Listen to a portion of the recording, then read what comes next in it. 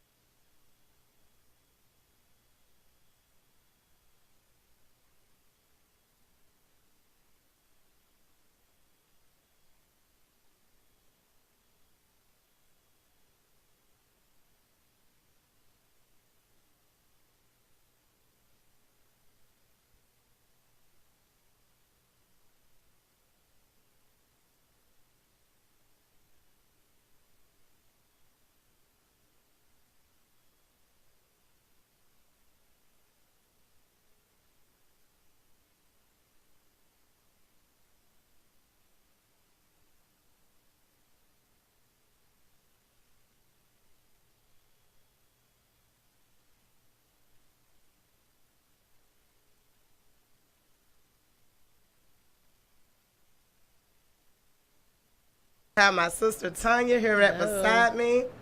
Hello, hello.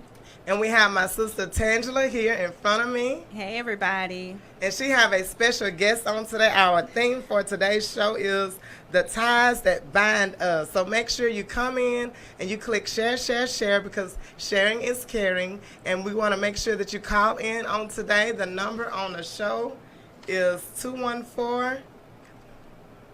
431-5062. The lines are going to be open if you want to call in and make a comment or ask a question. Right now I'm going to turn it to our friend, Miss Tangela, and she's going to introduce our special guest on today, Miss Denise. Good afternoon, everybody. I'm just so excited to be here today. The topic today is the ties that bind us, and that is a very poetic quote, and it really makes you think. So today we have a very special guest here, Dr. Demetrice Smith, who is the founder of Creeping Vines, which I believe launched in October 2015. We launched 2012 officially. Wow, Yes. 2012. Can you tell us a little bit about Creeping Vines and what unctioned you to start that, to found that particular organization? Creeping Vines is poetic in its name as well. Creeping Vines online, for me, came about after I saw one day my neighbor plant some vines to decorate their home. They had a big picket fence out front, and they planted this ivy on their fence. And before you knew it, the ivy had completely taken over the front of the fence, and it had started to go across the yard, and it had completely covered the front of their home. And depression is like a creeping vine. We don't always realize how depression not only covers us from the outside so that people can no longer see in, but after a while, we can no longer see out either. So it's like a creeping vine. It consumes us from the outside first, but then we're so hidden behind the depression that we don't even know that when we're looking out, what we're seeing is also not real. Right. Oh, wow. Yes. Oh, wow. So that's how it came to be. Yeah, depression is very real, and I think that sometimes we don't pay attention to mental health awareness. So with that being said, what are some of the initial warning signs that you would tell, to raise awareness, that you would tell individuals to look for in their loved ones who might be suffering from depression or some sort of mental health issue? There are several warning signs, and I think one of the most obvious warning signs is sadness. Even in children, we don't realize when children come home and they're sad that it could also be tied to a mental health condition. When you have a family member that is consistently sad, that's maybe not associated with grief, although there is some short-term depression that comes with losing a loved one, there's some sadness that's acceptable. Right. You expect to be sad when you have a loss. And that loss could be a divorce. Divorce is a form of death. It's the death of a marriage. A job loss is a form of death. It's the death of a career as you've known it. Or bankruptcy is a form of death. It's the death of a financial situation Lifestyle. as you've known it, a lifestyle. And so there's some sadness that is somewhat to be expected. But when you have sadness that persists longer than 2 weeks, that is not able to be shifted, then that sadness is concerning. So if you've got a family member that has this lingering sadness, and no matter what you do, they aren't able to sort of shift, then that's the number one sign that there may be some alternative or deeper conversation that needs to be had. The biggest thing that people do wrong is they say, snap out of it. Right. Well, yeah. Get over it. Get over it.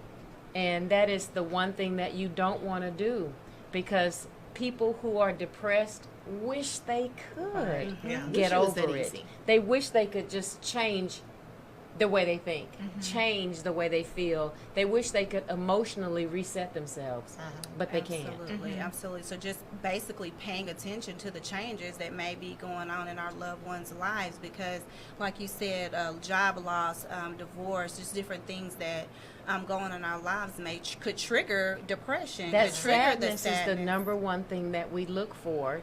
One of the other big things is if you live with someone, it's easier to hide if you're not in the home with someone. Yep. But if you live in the home with someone and they tend to stay in their room a lot, and in their room stay in their bed a lot, Right. and in their bedroom stay in their pajamas a lot. So it's sort of a cascading issue. Not only are you in your room, you're in your bed. Not only are you in your bed, you're in your PJs.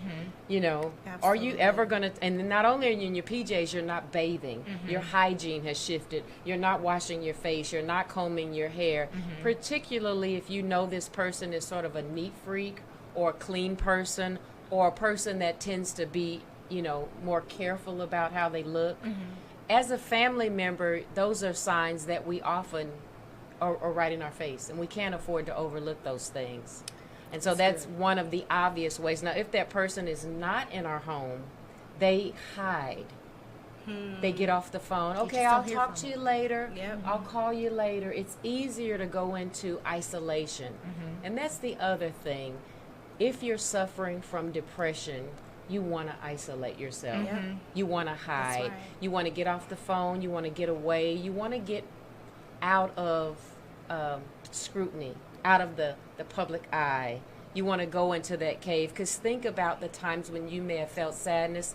The last thing you wanted was someone asking you, are you okay? Right. You just want to get away. You want to hide. So those are 3 quick things to think about. Those feelings of sadness that the person may be talking about, the change in cleanliness and hygiene, and then that isolated behavior. So let's just say one did recognize, a loved one had slipped into some type of depression. What are some things that you would advise them to maybe say to kind of, get over that hurdle a little bit, to kind of break the ice to go to them? Because, we don't want to say get over it, you need to get up, What are some of the things that we can say to our loved ones to not, tear them down, but, come out of love, operate out of love, and to just say, hey, I've been noticing, a change in you. Is there something going on? And not just say it, but kind of be effective in kind of turning that thing around. I think the one thing that we don't want to say is, I see you're behaving this way. Okay. Because that tends to cause some defensiveness. They No, feel it's I'm an not. attack. Absolutely. What you doing looking at me? Mind your own business. How you need to watch your kids, watch your family, watch your life, watch your husband, watch your... It Right. tends to then shift the conversation. Because if they can create maybe the situation where it takes it off of them and creates some Diversion. antagonism where now we may be arguing, I can get you out of my face, I can get you away from me. Maybe we turn to some active listening where we're saying, tell me how you're feeling. What do you see yourself doing tomorrow? Very short term. tell me what you had to eat today. How did you sleep last night? It's very short term, very specific, very non-confrontational type of communication. Then you create a safe environment where the individual can then begin to speak to you about how they feel without feeling defensive. I'm not a psychologist. I send a lot of people that come to me. I do a lot of peer counseling and a lot of therapeutic type training with wellness recovery plans, but I'm not clinical. So I'm real careful about slipping over into clinical conversations because I don't want people to expect to get from me what they should be getting from a psychiatrist or a psychologist or a clinical therapist. So I tend to send them to those people that are there for that. But when I develop wellness plans, what I do with individuals, I look at all of the aspects of their life, and we develop a plan to keep them from slipping into those patterns of behavior and help families to see, are they doing these things? And these are indicators to me that I need to be asking better questions. Wow, that is awesome. It is. Miss Naomi and Miss Tanya, have you all had to be in that position where you had to, you noticed the loved one had slipped into maybe a psychosis, some type of depression? If so, what did you all, what did you do? What did you say? And were you prepared? Did you know what to say or what to do? I'm actually going through that right now. I have a couple of family members, too, specifically that come to mind, and I'm listening to you and going through that right now. And the isolation is the biggest thing. That's the first thing. The two that come to mind, they have isolated themselves. I've called, have called multiple times. Even tried to go by the house of one of them and mailed a letter. Everything. I'm trying to do everything to show that I'm concerned, and leaving messages. And I'm thinking about some of the things that you're saying that we could do to make it, easier for them to respond. And maybe some of the short-term things, saying, hey, I just wanted to see how you were doing today. Not, hey, I've been trying to contact you for 6 weeks. You're not answering the phone. I don't know what's going on. Please call me back. Because I know that can be perceived as these people are in my business and, why don't they just leave me alone? I'm not bothering them. It brings about a fear that if you continue to see a pattern of behavior from me, you could be building a case against me, and you could put me in a place that I don't want to be. Right. That's good. And so it helps to fortify that wall between you and I that you don't want, but I feel like it's my protective mechanism because of the stigma surrounding mental illness. Right. And so that irritability that you'll see, the anger that you'll see, the anxiety that you'll see. On Creeping Vines Online, there's a resource page there, and there are free mental health assessments. Okay. They're completely free. You can take them online, or you can print them out and say, just take this assessment and see how you feel. A lot of people are Google diagnosing themselves today. And we're guilty of that. We have so much information that we have too much information. And so we'll go in and say, I believe you have such and such because I read about this and I know. And that also hurts us as family members because we've seen enough to be dangerous. Right. And so we go in and tell somebody what they've got, and they already feel convicted. And so now they're shutting down because we have told them what their issue is. Yeah.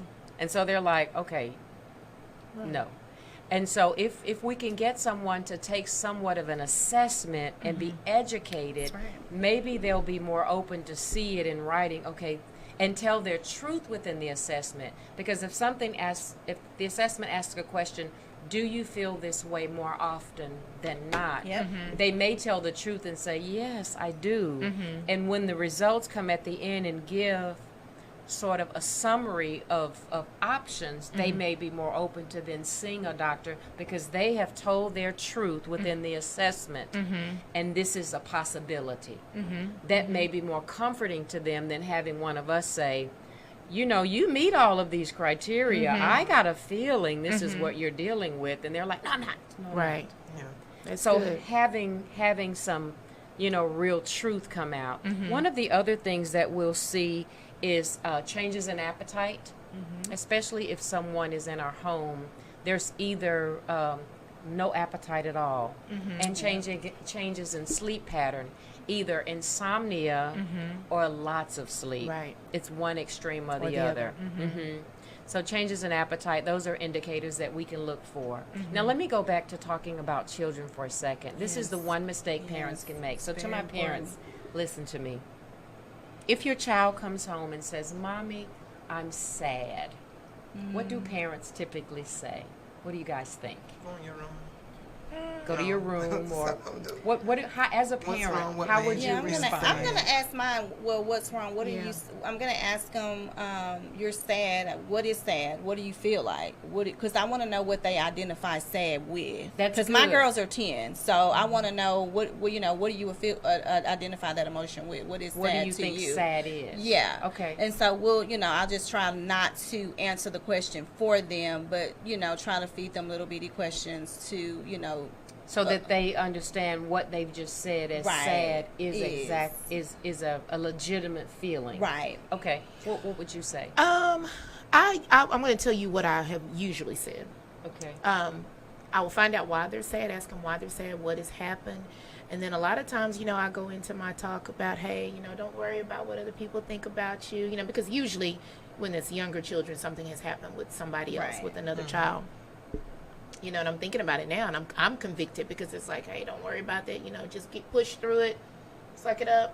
Don't worry about them. Move through it.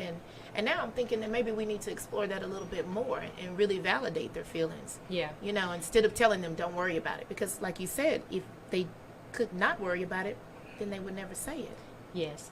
And I think your approach is evolving into an approach that we're seeing more and more now that there's more education and parents are becoming more and more aware societally.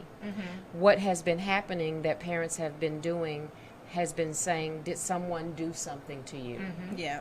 And so what we've done wrong, not knowing we've done it wrong, is we've taken those internal feelings and we've placed them on something external. Right. I do that. I will say that. And in children, more often than not, something has happened. But what we've seen is that depressed children have grown up to become depressed adults and place those internal feelings on something other people. external.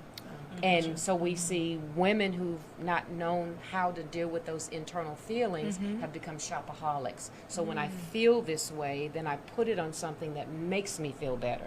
So I have purses and handbags and all of these things, or men become gadgets or toys or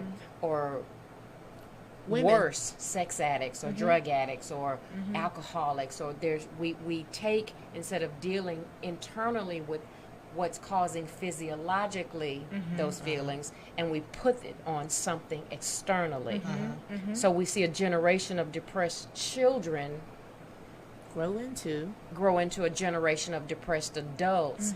And then now we're threshing through those feelings and getting to the root of that, whether it is spiritual depression, where you have that unresolved grief that you have not dealt with and worked out, either in counseling or something, or you have the demonic oppression where something has happened and there may be a real need for deliverance. And I don't want to get into that, because most people think depression is just the need for deliverance. Right. Or you may have the physiological issues where you have low serotonin, low brain chemicals that need something deeper that you can't do physiologically. Right.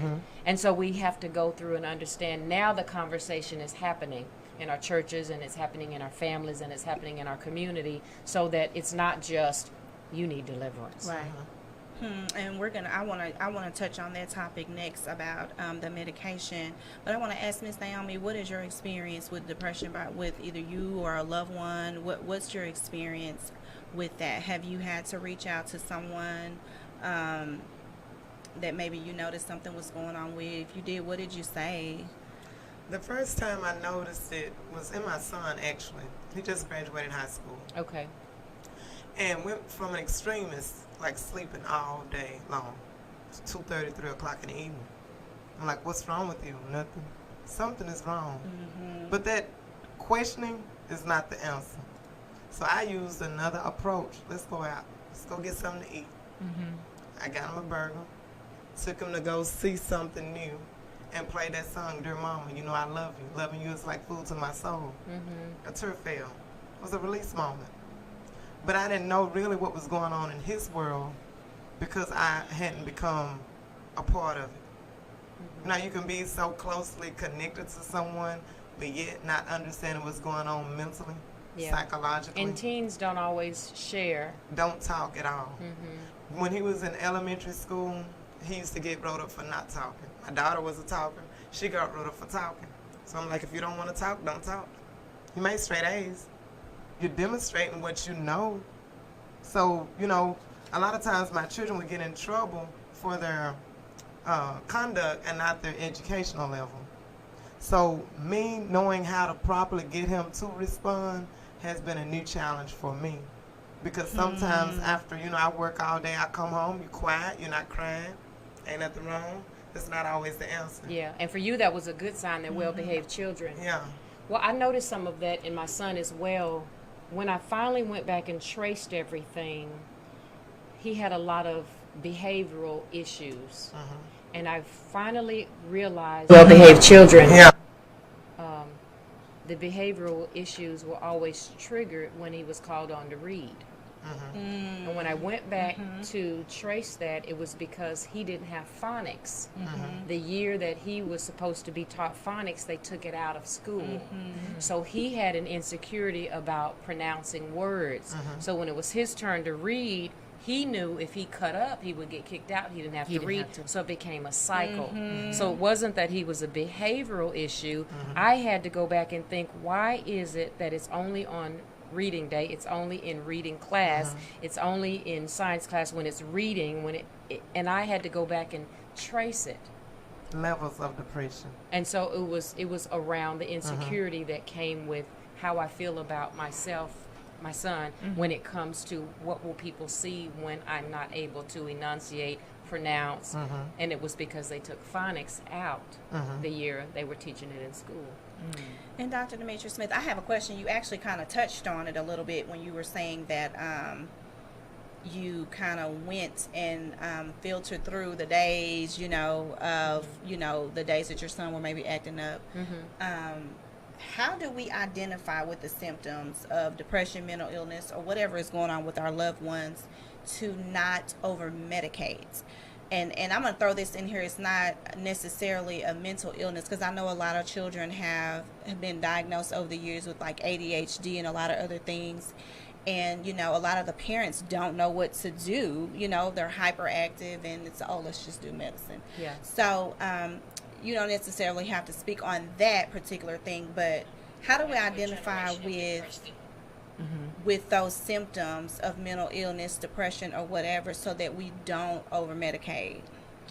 I think that's a really valid question, and that's a good question that a lot of adults deal with, because I do some training for law enforcement, and one of the classes that I teach is identifying the difference between autistic behavior, depressed behavior, and someone that's on drugs.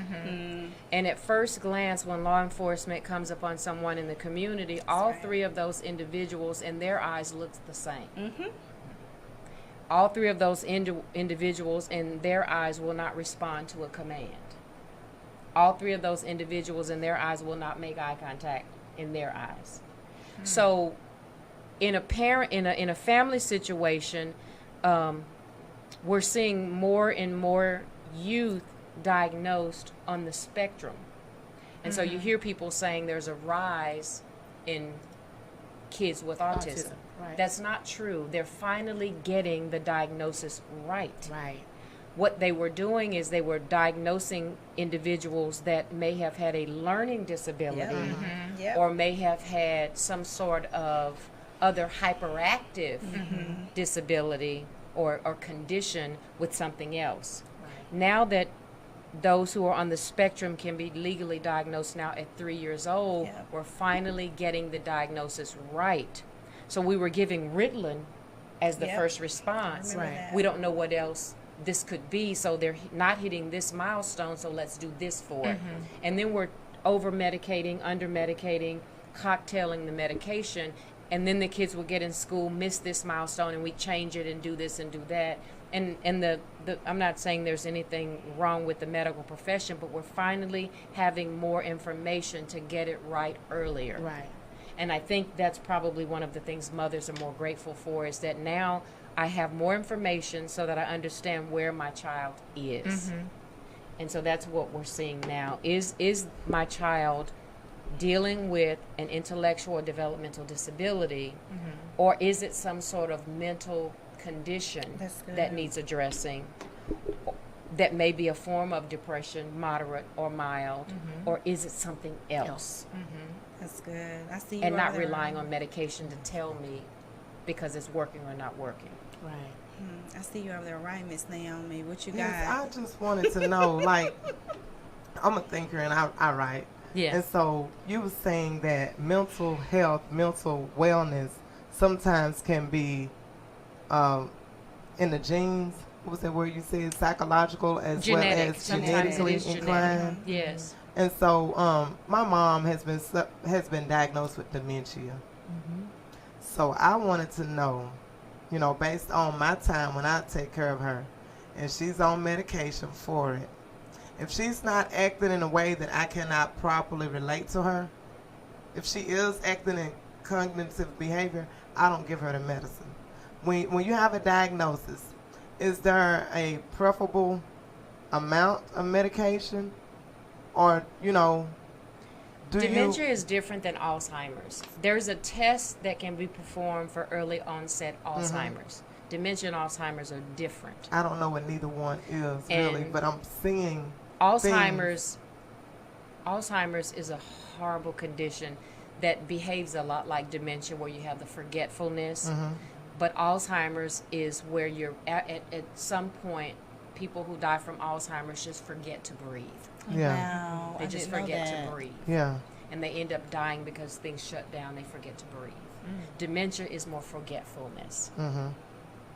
Alzheimer's has those attributes, but dementia is where you're more forgetful. Alzheimer's has the attributes of forgetfulness, but people that die from it, parts of their brain begin to die. And the final part of their brain where people die from Alzheimer's is the brain that tells them to breathe. It dies and they forget to So breathe. my question now would be, with every disability, is there actually a medicine attached to that?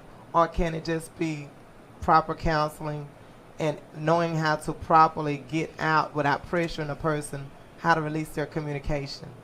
That's my I question. think that would be a 'cause question for a medical doctor. that's medical. Let me That say would be that. on the medical side. But I will also say this. A lot of things that I think families do is if they're prescribed a medication, families tend to decide they're not going to give the medication because the person may show signs of not needing it. Yeah. I'll use mental health medications, for example. When a person is taking a medication for a mental condition and they're doing fine and they decide I don't need it today, it does more detrimental harm By to stopping not it. give it.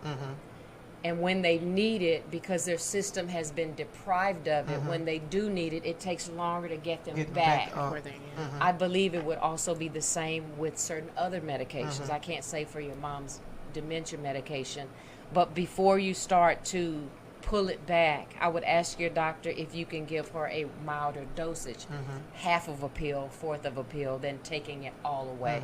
I would ask first. I'm not a doctor, so I wouldn't know, but I would think it would have some of the same repercussions by taking it out of her system and depleting it from her system. Then when she would need it, her system would be completely depleted, and it would take longer to get the benefits than if it were still in her system in some form. Okay. Yeah. So basically, everyone need to become educated in what affects them and their loved ones in a healthy manner, because misknowledge or misdiagnosis could be more detrimental. Communication is key. Yeah. And having that open communication with your provider, saying on these days this is how she behaves, I don't believe she needs it, is there a harm in not giving it? And just ask. Okay. Yeah, I would ask. Yes, ma'am. So how, with that being said, I do want to talk about how do we get involved. But before we talk about that, I want to kind of step back, and you may have already mentioned some of these things. When I was reading your bio, you were really excited about being an advocate to raise awareness for mental health, and not just for those who aren't suffering, but for those who are. And you mentioned taking off the mask. Yes. I know we kind of went over some of the signs and symptoms, but for an individual who is suffering from depression or some type of mental illness, they have a mask on. Can you tell us a little bit about this mask you're encouraging them to take off? You know, when I first realized I was suffering from depression, I can go all the way back to 3rd grade. I knew I was sad, and I knew the sadness wasn't supposed to be there. But because I didn't have the words to communicate that sadness, I just thought everybody felt that way. I thought it was normal. I thought everybody felt that way.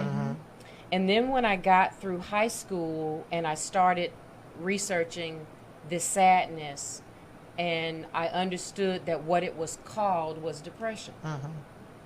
And I would ask about it, and I was made to feel that it was something to be ashamed of. So rather than talk about how I was feeling, I didn't know where to go for help, because in the family, nobody talks about, and I'll say nowadays more and more people are talking about it, and I'm so glad. But particularly in the African American community, nobody really talks about our issues, no matter what they are. Right. What happens in our home would stay in our home. Stays in our home. You know, we would have something that would go wrong at our family reunion. We all had that person that we knew That one that would was cut gonna up. keep We it. all had that thing that we knew would happen. We all would tiptoe around it, adapted and to we it. would keep it in the family. And so it was always made to be that thing that you kept hidden. And so I didn't have anybody that I could go and say, I have these feelings. So when I got to college, I would research it, and I knew what it was. And then even in church, I went to my pastor one time when I was a youth, and I said, I have these feelings, and I have this sadness. And then I was told that it was hidden sin. And so I was made to feel like if I said I have sadness, I was saying, hi, I'm hidden sin. I'm going to be judged. I was opening myself up for condemnation. So I tucked that away. And then when I started to find out that there were potential someone in my family that was thrown off, Yeah. then I heard how that person was talked about and treated. Right. Then of course I'm not going to put myself out there. Right. So I tucked it away even more. Who wants that title? Who wants that stigma? And so it took me years. I wore a mask. And so the mask that now we're in a place, because now our churches are saying mental health matters. Right. Oh, that's good. And when I started Creeping Vines, online because I wanted everybody to be able to stand up and say mental health matters. And I wanted people to be confident, not just comfortable, but confident, saying, I'm not okay today. Right. Right. And not be ashamed. Every day you're not gonna be okay. And not hear you crazy. I thought you was crazy. I knew something was wrong with you, and not carry that stigma, not have to play it off. Right. And secretly be hurt and broken inside, Right. and go home and act like I'm okay, but to really be okay and say, I'm not okay, and I'm okay with not being okay today. And that doesn't give me permission to do silly and hurtful Right. and ugly things, but to get the help I need and say I need the help and get the help and heal publicly and privately, and take off the mask and take it off and take it off and not live from behind the mask and not live behind it. And so the event that I'm having on May 19th, so when I started Creeping Vines Online, I started it with the broad awareness of mental health. And then I segmented women's mental health, and so my women's mental health initiative has evolved to unmasked women. Women's mental health is for unmasked women. It's for not women who have mental health issues. It's for women that could have mental health issues. Yes. Because you could face one thing that will put you into a mental health spin. It could be that one death Yeah. that you need to get through that thing. And you may for a moment have to go somewhere and isolate. You may for a moment have to say, listen, check me out for right now. All right. I'm going over here.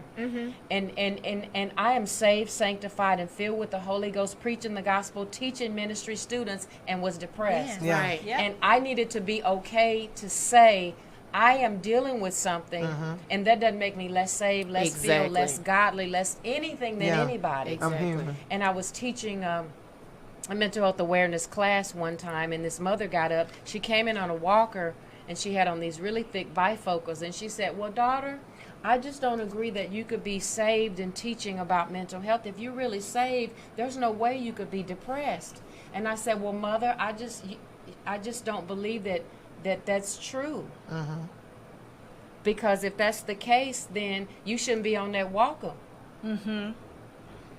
If you really Amen. saved with the fiery burning passion, mother, then you need to pull them glasses off and have them holy eyes be 20/20, Amen. mother. Yeah. Amen. I just don't No see. limitations in this. Amen. But a lot of times Until- we go through things in our physical body that affects our mental body. Yeah, and sometimes we have to know that until God heals, we are where we are, and sometimes our process takes us down a road that people might not understand. Right. But I don't need to live in a cave because you feel You don't better about it. understand. Yeah. Because you don't Because you understand. don't understand, because you don't approve. I'm not looking for a cosigner for my life. I have one. Absolutely. Yeah. Absolutely. And until he signs off on it, I am going to live free and whole and holy. Yeah. That's what Unmasked is all Broken about. silence. Wow, that is awesome. Wow. What's That's all going I on can on May the say. 19th? You started saying So May 19th, I have my women's mental health brunch called Unmasked Women. And so this year, we're talking about before the mask. Yeah. Who were you Before. before you put it on? Come on Yeah. now. Come Who on. were you before the That's a whole divorce? word. Yeah. Who were you Before before the divorce. the trauma? Yeah. Who were you before the The bankruptcy? Who were you before the child passed away, the mother Yes. passed away? Yeah. Who were you before the job loss? Who were you before? But it's not just for women who face trauma. I'm talking to the six-figure women who've decided this is, I'm at the Yes. pinnacle. Who were you before it got good, Yeah. good, good? Yeah. And God said, walk away from that thing. Let me take you somewhere else. I can relate. You're at the top Beyond of that. that mountain, but I'm going to take you to another mountain. Yeah. Who were you before the Right. pinnacle? Right. Because I just may ask you to leave that thing Yeah. and go to another one. Yeah. So it's not just for women who are hurting and broken and bruised. It's before women who are doing extremely well. Yeah. And I still have a plan for your life before the mask, going back to who he said I was. Yeah. Even My in the great original, process. natural. It could be a broken process. And so we've been using in our marketing, maybe it's time to just begin again. Yeah. And again. And again. And again. Right. And again. And again. And as many And times that's as you okay. need to. And It's it's okay. okay. And it's okay. Can you ladies, Miss Tanya and Miss Naomi, can y'all relate to this mask? I can absolutely. Can y'all I mean, relate it's- to this mask? Absolutely relate to it. What you just said. I mean, when were the you Lord before? just tells you to walk away, That was walk a good away word from a right there. career where Yeah. you're making a lot of money. You know, Yeah. where you have, Yeah. a lot of prestige, and you are Influence. able to put influence. You're able to put on this mask and look good. And He Yeah. says that's. Yeah. I need you to walk away from that because I Yeah. have something else for you. I can absolutely Because relate what to if that. he wants to procure your influence in another field? Yeah. Exactly. You're not Exactly. limited to who And you this are field now. you have no experience for, you have no credentialing for, you have nobody out there with you this Yeah. time. Right. But So you me have and to depend God. on Him. You have to depend on Yeah. him. Totally. Yeah, Yeah. I can absolutely relate. Go to that city. I want you to leave this city and move. Go. That's good. It's time to That's begin good. again. This is before the mask. Yeah. Yeah. I love that. Miss Naomi? I have Because a question. sometimes we put on a mask and really don't remember when we put it on, Yeah. but the cause of why you put it on. Yeah. That's So I what God want- want to get us I want to away take from. you back to I who don't you need were that before facade. the mask. Yeah. So May 19th, 2 to 6 p.m. at the African American Museum before Oh, the great. mask. Yeah. Great. So we have vendor opportunities and tickets available on Eventbrite. So I want all women to come. We've got a very special thing planned. Very special thing May planned. 19th, May 19th is a African American Sunday. Museum. May 19th, 2 p.m. African American Museum. We've got brunch planned, and we've got some really unique things planned. So this is our initiative for mental health initiative for women. It's always unmasked women, because we want you to say and be okay with saying, I'm not okay. I'm not going to stay in this state. Not okay. But I want you to have the confidence and the comfort and the safety of other women who are still going after who they are in Christ. Right.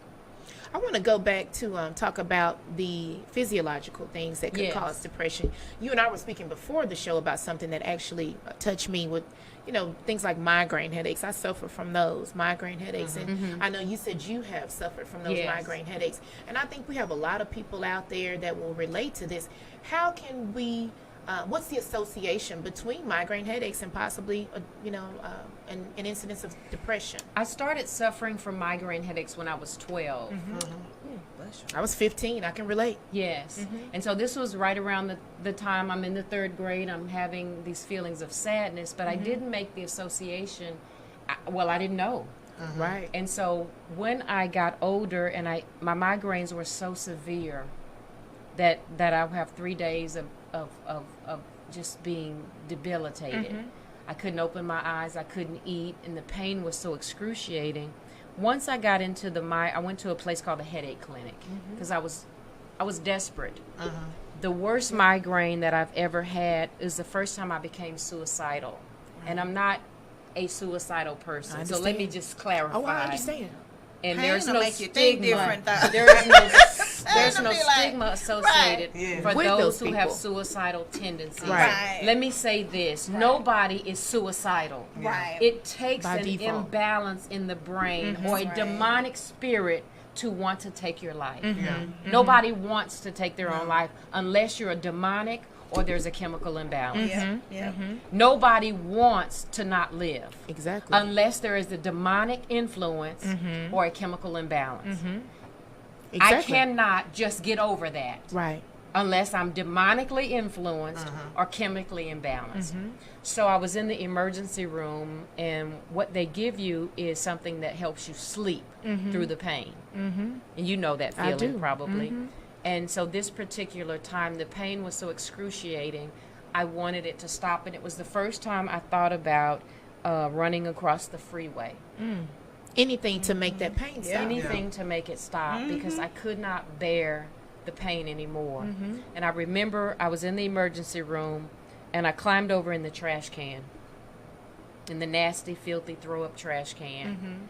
I was just searching for a place for it to go away, and the trash can was the darkest place in the room. Right. Because you I can't was so stand light light. sensitive. Yeah, you can't stand light. And closing my eyes didn't block out the light because I still saw the red behind the eyelids. And I climbed over in the trash can, and I remember when I climbed over in the trash can, the security guard was about 18 steps from me, and I was trying to count how quickly I could grab his gun, blow my brains out before he could react. My God. Is his gun holstered down? Is the safety on? Can I get to it? Can I kill myself? Can I stop the pain? Not that I don't want to live, but I cannot take the pain. Can't bear it anymore. And get back. And I'm thinking I'll shoot myself and get back in the trash can. Yeah. It was very unrealistic, but I needed the pain to stop. And I realized that I had to get some help because my headaches are getting progressively worse, that my thinking is impaired. My functioning is impaired. Now, my family's with me, and I'm delusional now because it was so bad. And so when I got to the headache clinic, the doctor helped me to understand. He showed me the first MRI that I saw, the first CAT scan of how swollen my brain was. So back to your question, because of the swelling in my brain, the serotonin was not able to be produced. And low serotonin contributes directly to depression. And once I got the migraines to stop, the years of swelling in my brain caused serotonin production, and my depression was one of the factors that it went away. So is it a certain, food or diet you can be on to help with? I knew what my triggers were. There were food triggers, there were environmental triggers. There are a lot of triggers. And so the doctors help you minimize your triggers. I got kicked out of the headache clinic, though, because the cocktail of medications that they put me on that they thought was perfect for me, I had to surrender my driver's license because I was subject to seizures. Yeah. And I wasn't willing to be subject to seizures Yeah. because Right. I believe in the healing power of God, who did heal me. Yes. Yes. But that was something that I said was a no-no for me. That was a deal breaker for me, to be on lifelong medication that caused involuntary seizures. Yeah. So they kicked me out of the program because I had to agree to everything they wanted to do. And I wasn't willing to be completely in their hands. Yeah. But I did get the headaches and the connection between the swelling in my brain and the low serotonin levels under control. I think that's important for everybody. I actually was also in the headache clinic. I was in that program You many were? years ago. Yeah, about 20 years ago. Yeah. And but I think Did that you that's get kicked out too? I did. I did. They're were very extreme. They are very extreme. I mean, there's just some things I appreciated the help and the medicine that I got, and I was actually hospitalized and went through some procedures, but I just think it's so important for people to understand that connection. Yeah. I mean, there's a stigma against mental illness. There's a stigma against migraines, and the fact that those two can be connected, I mean, that's very They important. don't talk enough about it. There's not Right. enough education on the connection between the brain swelling Right. and the low brain chemical levels. Exactly. And I mean, people around you just think, Wow. like you said, snap out of it when it's mental illness, or if you have a headache, take 2 aspirin. You're being extreme. It's I know you can't be debilitating. that sick. And Yeah. people really need to understand that there is a true connection, and we really need to be supportive of our family and, and our friends that are suffering from this, and, make sure that Yeah. we're helping them to get the help that they need. Yeah. I'm glad we're having this conversation because we can't have it enough. We can't have it enough, especially as women. We are the wombs that continue to give birth to new ideas and things that are perpetuated in families and communities. So I'm glad we're talking about it. Y'all, this is so good. Before we continue, I just want to tell all of our followers on Facebook and those that are online streaming, thank you so much for tuning in. For those of you all who have just come in, we have Dr. Demetrice Smith here, Yes. founder of Creeping Vines Online. Y'all, she is awesome. And if you want to call in, if you have any questions for her, we're talking about the ties that bind us. We're talking about mental health awareness. You can call in at 214-431-5062 if you have any questions, if you want to just come in and talk with us. We're having some awesome conversations here. Yes, and I just wanted to, I told y'all it was going to be a great show. I'm going to just try to take in all of this because it's aligned mental illness, and everything that involves us does not have to affect us in an ill way. It can Yeah. affect us in a better way. Well, let And me tell so- you why I say wellness. Yeah. One of the things that I've been trying to impact is the way legislature treats the nomenclature or the way they write about mental illness in lawmaking. And one of the things that I'm working on is a mental wellness app. When you go to the doctor and they ask you with the pain scale, what's your pain today? You guys are very familiar with 1 that. to 10. And they'll ask you, what's your pain scale, right? And so what do you guys normally say? And with kids, they'll give them a face. That's a Sad face. sad face, Yeah. cry face, weepy face. And so I think mental illness is negative terminology to begin with. Right. Because it Yeah. automatically puts me on a Sometimes negative people, when they hear that word mental, connotation. they think illness, but it's not. And illness automatically says it's negative. bad. It's bad. And so I'm working on a mental wellness scale. That's good. And where are you on the mental wellness scale? Okay. Either I'm on a lower end of the wellness scale, which is where I don't feel as good, or I'm on a higher end of the wellness scale where I'm at my peak performance as an individual for me, That's not good. for anybody else. And so if I talk about wellness and high wellness, moderate to low wellness, Yeah. then it's still more positive than illness. Than Yeah. illness. Because there is no high level of illness. Just like when I talk about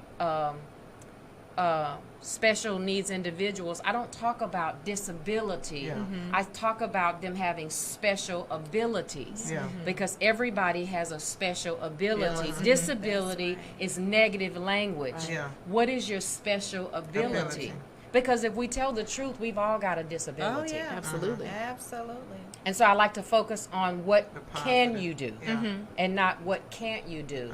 And when I use the word, what is the condition that you are now faced with, now I leave it open for you to tell me the condition, and I'm not telling you what you're disabled at. Yeah. And so that's why I talk about the mental wellness scale. And so when I talk to lawmakers and legislatures, I want to create a wellness continuum.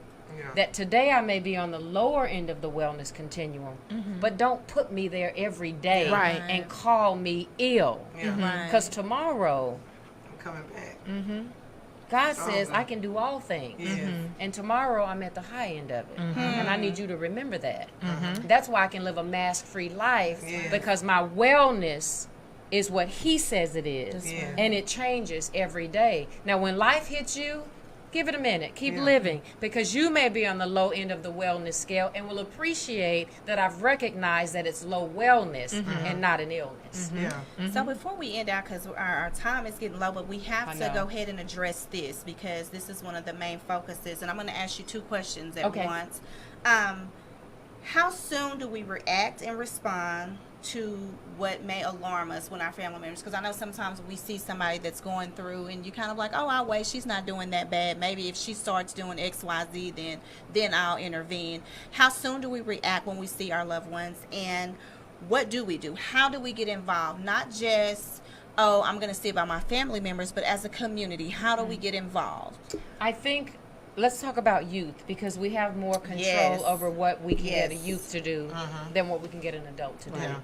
I think we begin to look for the warning signs. And let me cover those again. Persistent sadness, when we see changes in behavior, changes in routine. You used to love to cook, you don't cook. You used to love to go running, you don't run anymore. You used to love to scrapbook, you don't do any of the things you love to do. And this is for everybody.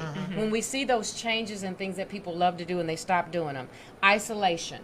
We look for those signs of isolation. When we look for irritability, anger, anxiety, worry, lack of energy, changes in sleep patterns, sleeping a lot, not sleeping at all, lack of energy, disturbance in sleep pattern, changes in appetite, you don't eat anything, changes in behavior,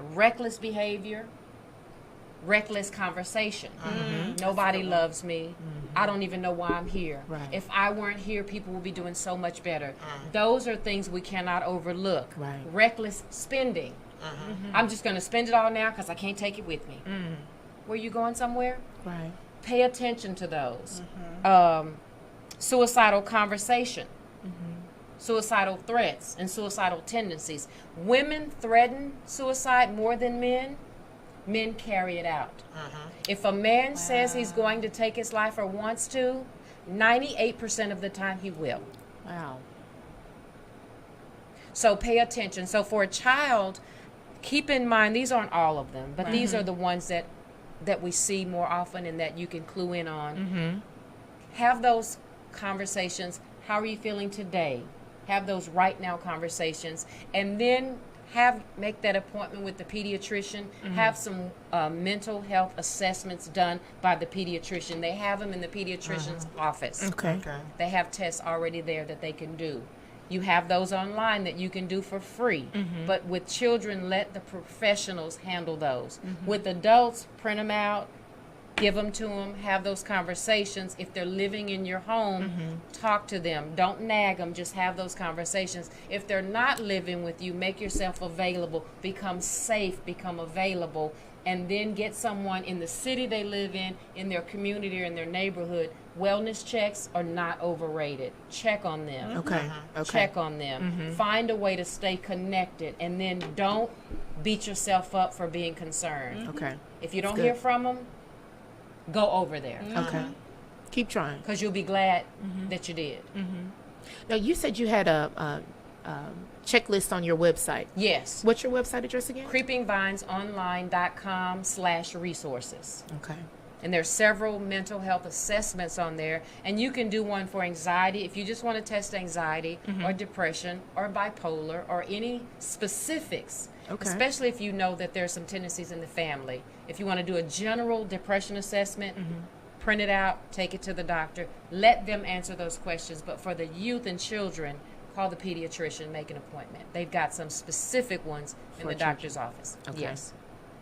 Good information. Can anxiety lead to depression?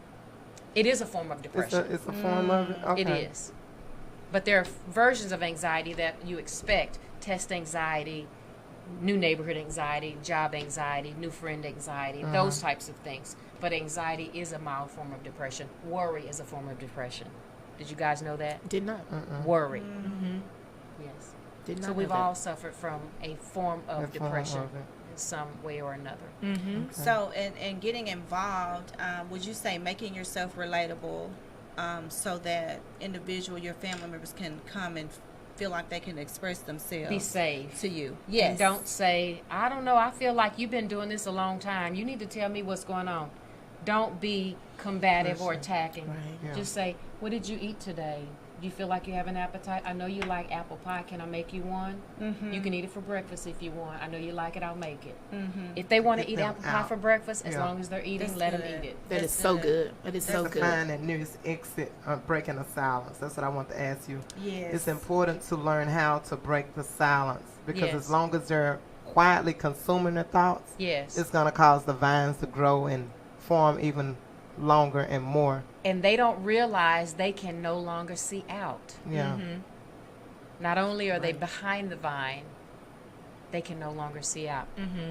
And so for Too teens, far. it's important to find some areas that you can connect in a common way. Yeah. If they're movie buffs, get a movie once a week. Netflix, popcorn, and just sit there. And if it's silent, after a while, tell me what you thought about the movie. So what we're going to do after we watch it every week, we're going to talk about how we felt about it. And you tell me 3 points you liked and 3 points you didn't like. And that's creating a safe environment to communicate that has nothing to do with you. But I Right. promise you, they'll tell you everything that has to do with them in the debrief. Yeah. Wow, that is so Very good, good. y'all. Yeah. We are going to have to close out, but before we close out, again, we want to thank everybody for coming in, and we want to allow our guest, Dr. Demetrice Smith, to tell us about herself, anything that she wants to discuss that we did not go over. I know we talked about creeping vines, but anything you want to close out with to let our viewers know about you and your organizations and our other hosts here, we would like to hear from them as well. So I just want to invite you to go to creepingvinesonline.com. We're on Facebook, Instagram, and Twitter to follow us and to send us any suggestions. We offer mental health first aid classes. We offer wellness recovery plans that I can go in and sit with your loved one or your family and help you, if it's you, determine if you are in need of a plan pre-crisis. You never know when you're going to end up in crisis. It's not too hard, just to understand, what if I do end up in a place that I can't get myself out of? How can I build a plan to get me out of it? So join us on May the 19th for Before the Mass. We'd love to have you there. So thank you guys for joining us. Thank you so much for joining. I just want to say this has been, I'm just going to say life-changing, because there was a lot of things I just did not know. So it was very informal, and I just want to tell all our viewers thank you for showing up and showing out like y'all always do. and Miss Tanya, Miss Naomi, y'all got any last-minute words? I thought it was great, very informative. I've learned some things for myself. I've learned about some resources for loved ones, and I just thank you for your Thank you know, guys for for your having information, me. sharing that information, and sharing your story with us. Thank sharing you. your journey. Thank you That's so so much. important. We got to keep talking about it. Right. We do. We got to keep We're talking about connected. it. Women empowerment has taken off today. We had our first guest this time for us to come in without the mentors coming with us. So this is an exciting day for me, my first time in the studio. And I'm always on Facebook Live, Naomi Smith. So y'all, I'm in the studio today, and it's a nice thing. And right now we're about to get off and let our second crew come in. Marilyn is going to come in. She's going to come forth with Deborah, Samaras, and Kimberly Washington. So stay tuned. It has been a great first half, and it's going to be an even greater second half. Always tune in to Fishbowl Radio Network, the Blue Stream, and make sure you share. Until next time, don't go anywhere.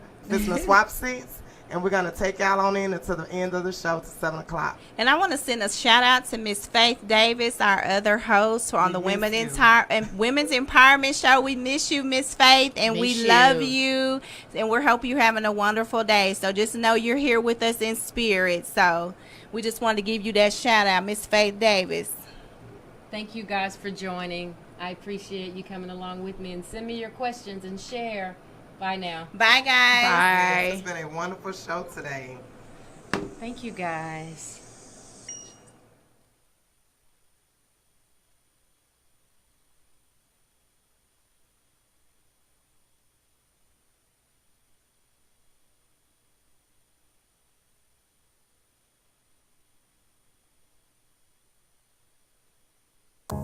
Just fight a little longer.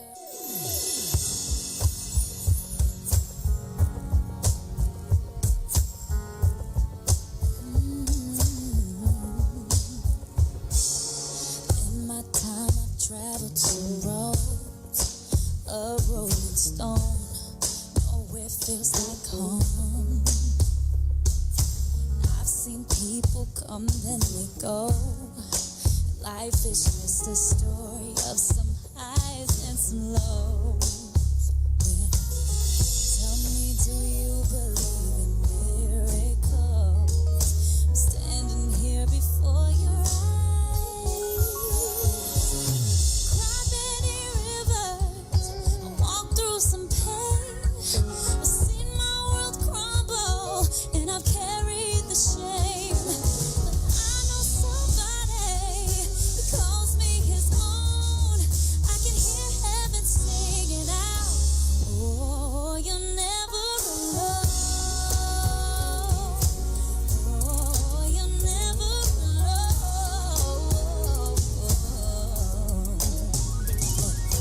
Everybody wants to be king.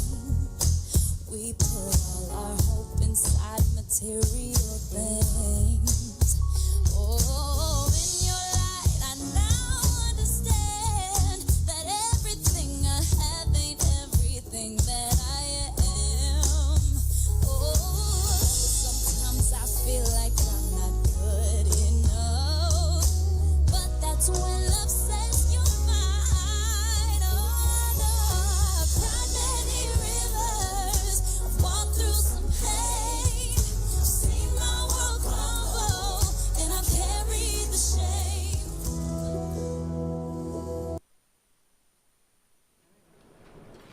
All right, there we go, guys. Well, we want to welcome you guys to part 2 of that. Yeah, I don't know if we can top this or not. That conversation was absolutely amazing. And it's awesome how God sends the right people in our lives at the right times, you know. But before we go forward, I want to say welcome everybody. I am Marilyn Pettigrew, and we've been letting the other ladies take the wheel here. Faith and I have been trying to step back a little bit and let everybody kind of graduate in it. Didn't they do a wonderful job? Yes. Awesome. Wonderful job. Awesome. Wonderful job. Well, guys, I've got a few of my mentees actually in the house today. We actually had a girls' luncheon, had a wonderful time out at the Winewood restaurant, had a really nice time there. But these ladies are coming in with me to kind of talk a little bit in depth about those different signs of depression or things that we go through in our normal families that we don't always talk about. Let me get that off of there. Let's see. There we go. Things that we normally don't talk about in the open. But first of all, before we get started, I want to introduce our guests. Y'all, let me get my music off of here because I keep hearing something. That's your thing that I'm hearing. Let's introduce our guests first of all. We first of all have Mrs. Kimberly Washington here, and then we have Mrs. Deborah Brooks that's in the house, and then Mrs. Samaris. Is it Jack? Jack Winters. Yes, Jack ma'am. Winters. So I'm going to let these ladies introduce themselves first before I go further. Good afternoon. I am Kimberly Washington. I reside in Jasper, Texas, and I'm just excited about being a part of the Living a Life of Freedom family. It's wonderful to be here today, joined in with my sisters that I've enjoyed brunch with, and so just excited to come before you today. Amen. And my name is Deborah Brooks, and I'm from Tyler, Texas. I've been with the Living a Life of Freedom program since January. Yes. And I'm loving the camaraderie. I'm loving the sisterhood. I'm loving the in-depth information, you know, that you just don't uncover on a day-to-day basis. Yes. So I'm thankful that I run into Miss Marilyn's program. Yes. And I hope to hang around for a good while. Amen. Hello, my name is Samaris Jack Winters. I'm from Beaumont, Texas. I am also one of the mentees, although I was late to the party. She keeps saying that, y'all. Right on time. You're right on time. Necessary. Right on time. It was Yes. necessary, and they're pulling me up by my bootstraps, and it's just been a blessing, and I'm just ready and excited to see where this is going to go. Amen. Wow. Amen. And for those of you that are wondering what they're talking about, a lot of you see me posting on Facebook about living a life of freedom and our 21 days of transformational thinking. This is a program to where God has blessed me to come in and speak to the multifacets of people out there that may be dealing with not necessarily depression or anything like that, but just life issues and things that are going on in life with them every day, and to help them to get off the side of the road, because I was listening to Mrs. Demetrice and the other ladies. There are little signs of things that let us know that something's not right. We're not getting up and moving around like we used to. We're not engaging, even in the social aspect of things. Sometimes we've even lost interest in our church setting. We're not getting up doing things with the family. We're just laying in bed. Sometimes we got those old curtains closed up in the house or whatever. And sometimes people don't really take it serious that something is wrong. Something is wrong. It doesn't mean that I'm crazy. It doesn't mean that, I don't know any better, because that's what sometimes people say to you, girl, you ought to know better. Mrs. Kim, she's a pastor, and I can only imagine if she went through something like that. How are you going to be going through that and you're the leader? Do you ever hear things like that, Kim? I do, and sometimes it's unspoken. Sometimes the parishioners do not want to say it, but they're certainly thinking it. But none of us can escape that. We're all privy to that. Yes. So, yes, ma'am. Yeah. It does happen. And Yeah. it does happen when you're in the hot seat. So we want to know those facts and know how to detect it and then have a solution for it. Yeah. Do you ever find this as a common thing within the church settings, Ms. Kim? Yes, ma'am. Yeah. It is, because life is heavy. Life brings with it its own problems. People are trying to serve the Lord the best that they know how, and they're experiencing problems that they cannot or do not have solutions for. And so I begin to see them spiral down, or they stop doing the things that they were so fervently doing once before, and you have to, as the pastor, you're the watchman on the wall. Yeah. You're praying for their soul, and so you have to have that discernment to see something is wrong. Let's go talk. Tell me. Open up. Get them to open up about it, and I think that's the first thing for a pastor. To see it. Yes. Yes. And then be able to give them an avenue to express it. Yes. Yeah. I even think about a lot of our men are actually dealing with this form of they don't have a name for it or whatever, and they definitely don't want to call it depression or whatever. There's something that I'm learning now also, that men actually go through a form of menopause. But nobody really talks about that or whatever. And they start going through changes that are undescribable, and their mannerism in the home, their attitudes about different things, their drive, normally is just not there. Have any of you guys that's married ever experienced that with your spouses or whatever? Well, they compensate. let me just talk about it, okay? Can I talk about it? What you usually see, you begin to see the changes, and they're very gradual. You might see the change of the outer, the clothes. They're compensating for something going on the inside. Okay. And so you might gradually see them trying to act young and trying to be different from what you know that they are. And so there you go. Driving the Corvette. Yes, different car. They're car people. Yeah. And so there are signs. There are signs that if you're spiritual and if you're really connected and you really have a bond, you can see the sign. And you're like, what's up? What's up with you? Got new swag going on. You do. Yeah. Any of you ladies? Yes, ma'am. I have seen the signs, you know, before, and like Apostle Kim said, they were very gradual. Yes. But because we had been together for so long, from our young years into those years, Yes. you know, it's you. As a wife, I had to realize that he's an investment. So Say that again, Miss Deborah. he's an investment. Okay. Mhm. Okay. That's So wisdom. what he's Yeah. going That's through wisdom. Yes. it's my duty, my job, to hold his hand and walk him through this. Yes, he's got a new swag and a red Corvette. But you better know I'm up in there. I like that. True that. I'm True riding that, with him Miss through this Deborah. one here. He's an investment, so Yes. I'm not just going to chunk him because he's having a few bad days. I love that. You know, I've got to get in there with it, work Yeah, it out, yeah. because when I was having my few bad days, he didn't ditch me. That's Yeah, right. You That's know, so right. we got to get in there with with our husbands. Yeah. you Yes. know, understand that, you know, as humans, we go through Yes. things. Yes. You know, That's so true. we gotta get in there and, Yeah. That's and true. do our Yeah. He duties want to as leave. I'm going with you. There's no separation. Ain't no Hey, separation. no. wives. No man, Yes. no man left behind. No man. No left man, behind. yeah, Or pick me one up man on the left way They out. behind. had. That's true. Shut That's that back true. door. Clank, clank, clank. I love it. I Awesome. love it. Miss Samaris, what about you? Any, you know? Well, although I'm divorced, but just being that I deal with the public on a daily basis, you see different aspects of things that they may be going through, or like you said, you see a different swag in their walk and whatnot, and so you have to have discernment.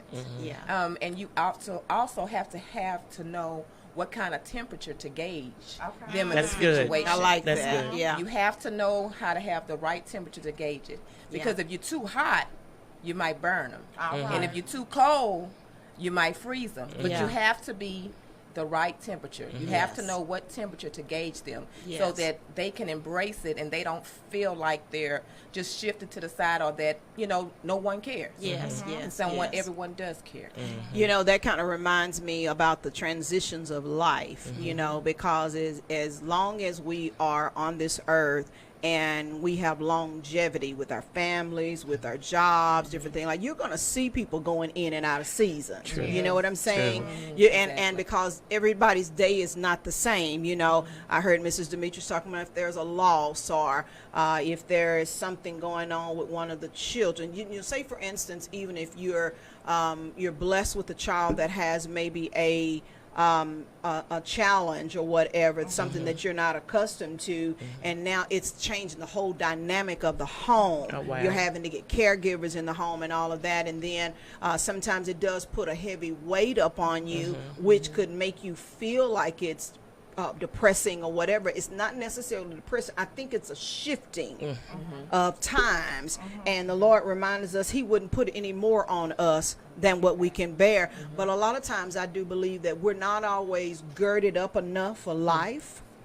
We're not preparing to live life. We sometimes try to live for the day. Yeah. We don't prepare for life. And so when life situations come up, we don't always know how to deal with it. And the first thing we want to do, I want to go to the doctor, I want to get some medicine, I want to medicate the kids, all this kind of stuff. And in reality, it's just life changes. Can any Absolutely. of you kind of discuss that a little bit? I can, Marilyn. After my first marriage ended, I found myself at a loss. I didn't know what was happening to me. I began to just lose the weight. I mean, pulling the shades. There wasn't a day hardly that went by that I didn't have an anxiety attack.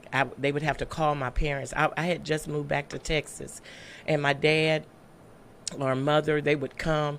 I mean, many times going to the hospital thinking I'd had a heart attack or having a heart attack. I didn't know what it was. Yeah. I really did not. And at church, I thank God for wisdom and those mothers who are so fervent in prayer. Yes. And one of the women at our church, she pulled me aside one Sunday and she says, "Baby, you're depressed." And I said, no, no. But I didn't want to talk to anyone. I didn't want anyone talking to me. I would take off days from work, curled up on a couch, get my kids off to school. It was just a time that I did not understand. I went to the doctor, and this is what they did to me, or for me. They gave me sedatives that would keep me from getting excited. And when I would go to work, I would walk around like zombie. No expression. No, I mean, that it is horrible. But one thing that brought me out, my father was very discerning, and he said, you have control over this. Yes. And people, kind of gathered around me and began to pray. But when I went to get the help from the medical field, that's what they did. They just gave me the medication. You take this 3 times a day, keep you from, being excited. Kim, you just made me think about something. There are different people that are in our lives for different reasons. Yeah. And we can't underestimate what position that they hold in our lives. We go That to is the true. doctor for what? To get the medicine. To get the medicine. We go to God to get what? To get the help. To get the help that you need. We have friends for what? For the support. Do you hear me? Yes. All of that, everybody, and we have family to come in and surround us. They do. So you have to know those different streams that you have to go through. I think everybody needs to have an avenue out of medicine. Church ain't gonna do it all for you, okay? Nope. Even husbands and wives. This is something that I'm learning, is that even with your spouse not gonna be able to do it all for you. Sometimes you need a good sisterhood. That's it. Oh, Somebody my that gosh. understand my mood That's swing. it. Brothers, they need the same thing. They need a good brotherly kingdom to be in, to where you can find some godly men that can help you. Hey man, that ain't nothing new. I've been through that. Let me tell you how I made it through it, and that way they can be open, because there may be a lot of things that they may not want to discuss with the wife, because they may not be comfortable with that, So I think everybody needs those different pools that they can go to, but don't overdo either one. Right. Don't underestimate the doctor. Right. He gives you medicine, take your medicine. Don't underestimate God, because right. prayer will change That's things it. with That's you. it. The family, I need my family. That's I don't need it. to. The I don't need to. support. That's right. I don't need to move away from them or anything. And my sisters, I need those girls. You know what I'm saying? I think about our luncheon today. I think that was medicine for us. It was medicine. We didn't need any pills or No, whatever. absolutely not. And that headache medicine, we probably would take it before it kind of helped it. Everybody needs those things in their lives. So let's kind of talk about that a little bit. How do you spell relief in life? My relief is, like you said, it's kind of full spectrum. Yes. I need my doctor, Yes. but he's not the only thing He's that not. I depend on. He gives me my medicine. Yes. I look it up. I see what I'm taking. Yeah. Is this Don't just give me anything. okay? Is this gonna help the situation I'm in? I don't need to be taking anything that you're gonna have to come back and give me something to I fix like that, that. because that got broken while I was taking that, and then you fix that. Yes. So I need my God, because He's my creator. Yes. You're not gonna take a Chevy to a Ford house. Yes. So if He made me, it's my pastors, Dr. Greg and Elizabeth. Go ahead. Okay. The plug. Right Plug in. Holla, Texas, y'all. All right. But I have to be sensitive, alert to my God, because He created me. Yes. And if He created me, He know when things are wearing out. Yeah. That's true. He makes things new. Yes. He says my body may wear out, but my spirit is renewed. day by day. Yes, yes. He says that I wish above all things that you prosper, be be in in good health. What kind of health is he talking about? That full spectrum health, spiritual health, and physical health. Yes. Because we need both of those. Yes. He even as my soul prosper, my soul is right here, my head.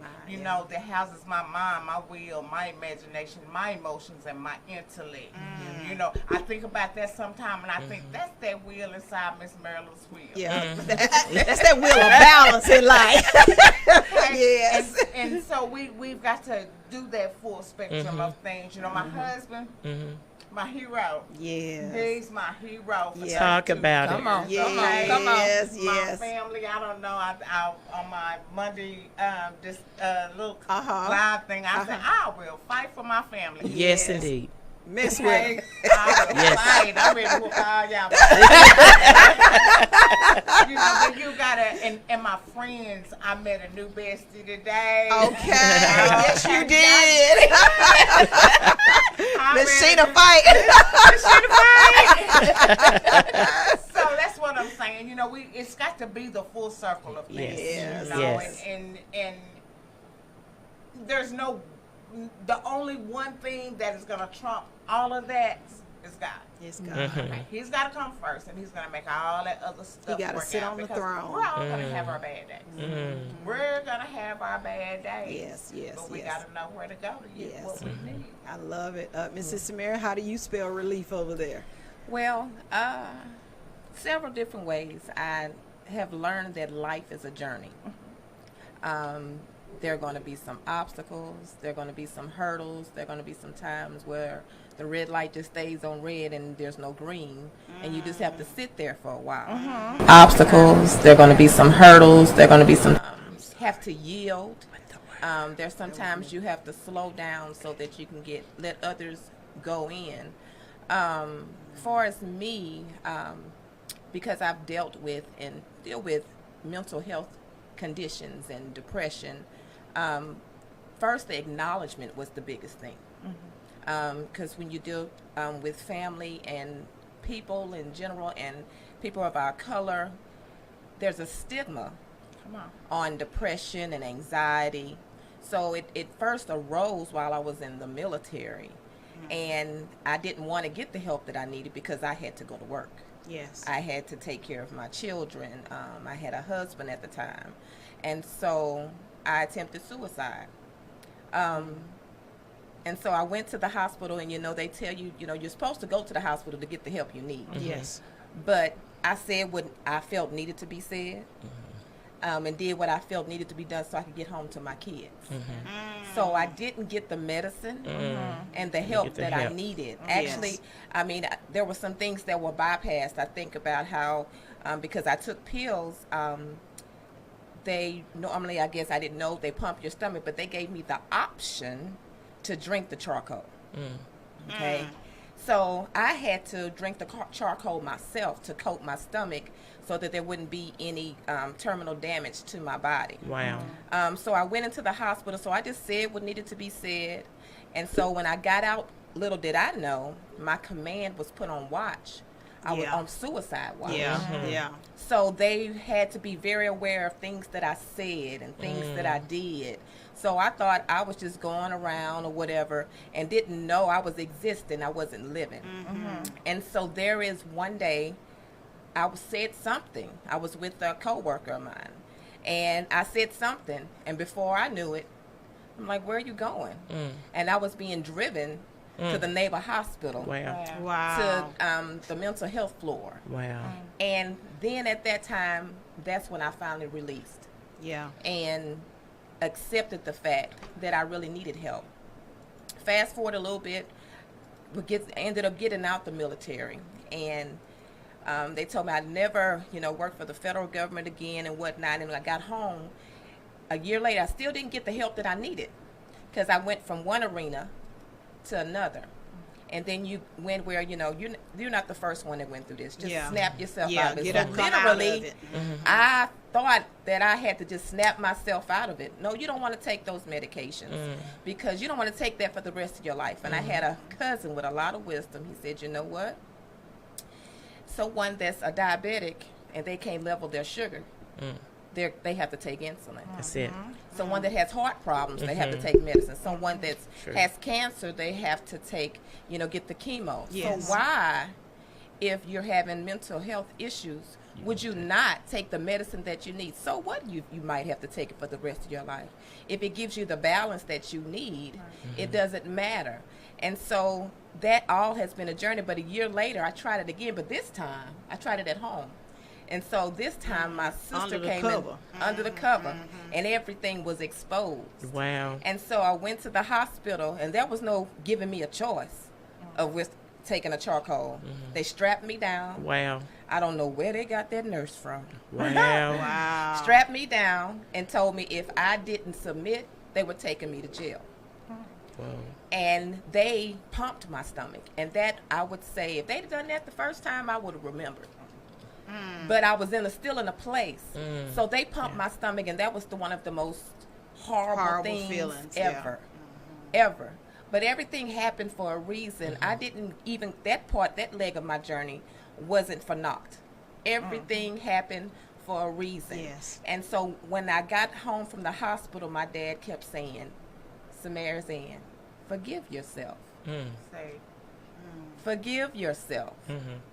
And that took a long time for me to get to that point, to forgive myself. Yeah. And so it's been a journey, but there's no shame That's it. anymore. that's There's right. no nothing overshadowing me. And even as I'm speaking now, the shackles are continually being taken off. Wow. So we have to know that there are doors that'll be Yes, open, that that's there right. are people. I thank God for living a life of freedom. I thank God for this opportunity. I thank God for all these ladies, because God does everything for a reason. Yes, he does. And I know Yes, and he does. understand that I heard Bishop T.D. Jakes say, where your misery is, that's where your ministry That's is. right. That's So I right. didn't go through all of that Yeah. for no reason. That's it. Because there's somebody out there that doesn't know why they're going through, but then they might hear my testimony or what I've said, That's or right. what you said, That's or right. what you said, Uh-huh. and that resonates with them. And that's like that fish line, that hook, and that can pull them Pull them in. in. Yes, So, yes, yes. there just has to be a balance. And just like you said, Miss Marilyn, about understanding the different facets of, the sisterhood, the medical doctors, the mental health doctors, the family, having all that intertwined into one, Yes. and knowing when to go to which, Yeah. and then you'll get the tools that you need, and then you just kind of center, Yeah.